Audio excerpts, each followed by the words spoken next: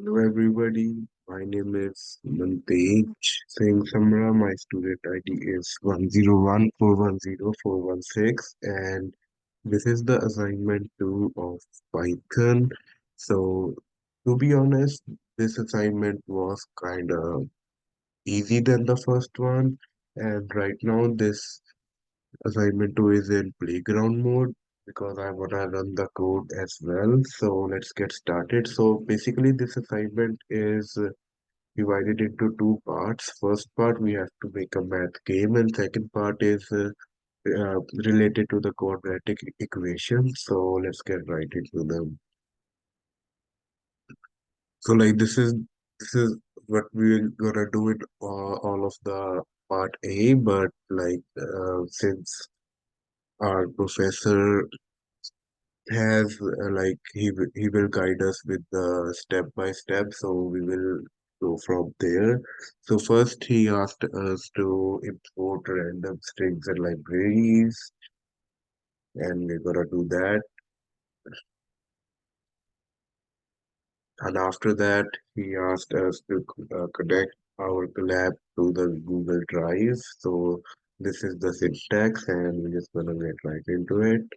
So yeah, we want to connect to Google Drive, and this is my account.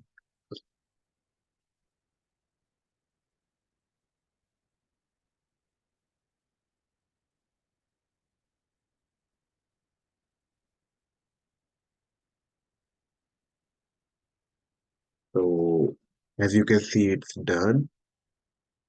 And let's go to the main section now. So here they want us to make open a file and save our scores in it. So this is the try function. It makes sure that the file opens in the read mode as I wrote in the code. So apart from that, dot strip will like uh, delete any white spaces before an end, and whatever the value will be, it will be converted to an integer, and this is the variable score.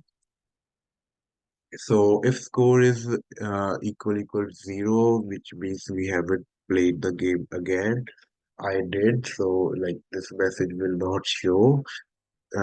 Else it will say this. So and like they asked us to for print errors too, like the file not found errors, the operating system error, and operation error. So all of the prints are I have written here. So let's try this one. So I'm happy to meet you again. Your last score was 2. As I said, I have played this earlier. So after that, we're gonna go to the next step, which we have to make a global variable max score and give it a value 0. We did that, and here we have to define a function my math test as said, and we have to call our global variable. So here we called it, and we have to give random two variables a random integer. So this snippet will make sure that a random integer is taken between 1 and 10, including them. So after this, I assigned a variable operator, and it will have a choice. It will make a choice between these three. So if choice is this, the correct answer will be this. So like the machine will add both of the variables. If it chooses this is gonna happen. Otherwise, it's gonna multiply. So the user answer another variable. So whatever will be the answer be. So we're gonna input it, and this is an F string. So, so changes cannot be saved, by the way, because it's in playground mode. I am not sure if I mentioned it earlier or not. So anyways, so if integer and the answer, like both of them are correct, so it will return this string, and the max score will be added one, like as a requirement here. Otherwise, it will deduct one, and it will throw this return. And let's run this. Yeah, I'm running all of them. So after that, professor asked us to define an infinite loop. So every time I call the my math test function inside the loop. So here I did this.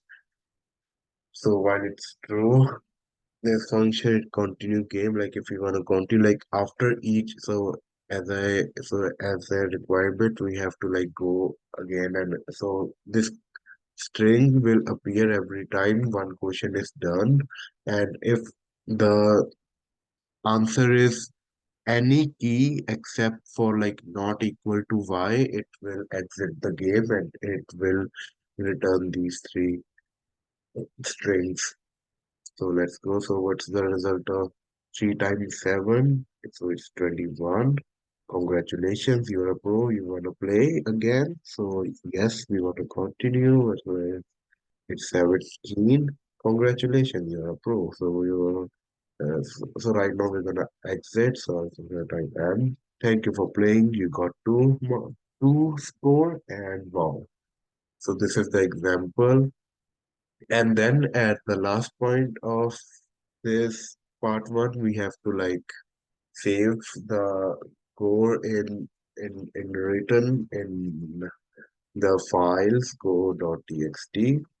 Yeah, it's done. So this was the part one. Let's get right into the part two. So part B is basically the quadratic formula and discriminant and the three rules of discriminant, and these were some videos which helped me in knowing better like what we have to do. So first of all, we have reviewed this and we have to type welcome to quadratic equation. Simple, we just printed this, and after this we're gonna oh, printed this. So after this, there is a float. It converts like any string to float point number like 2.12, 3.14, etc. So we have to put the coefficient of a. Let's put it a because quadratic equation is ax squared plus bx plus c. So a, b, c, we have to put the coefficient like the first number which is there. So for this, let's put 6. And for C, let's put like 2 is all. So this is the quadratic equation. It's going to show the value now.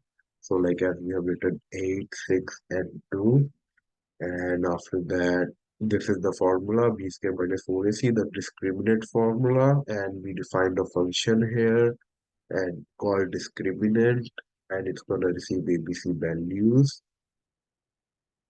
So after that, let's go to the another part. So import math, it's the imports.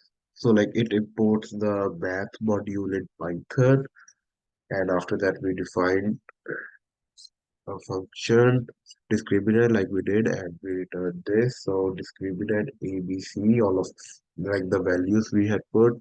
So like if discriminant is greater than 0, it's gonna throw these two. So it's gonna calculate this and it's gonna print f literal f string. We got two real solution which are x1 is equal to x1 and x2 is equal to x2. So we know like it's b minus b plus root d. So root d is math dot square. So here it's doing the root of the value d. So whatever the value is, and it's gonna divide it by 2 times the value of a.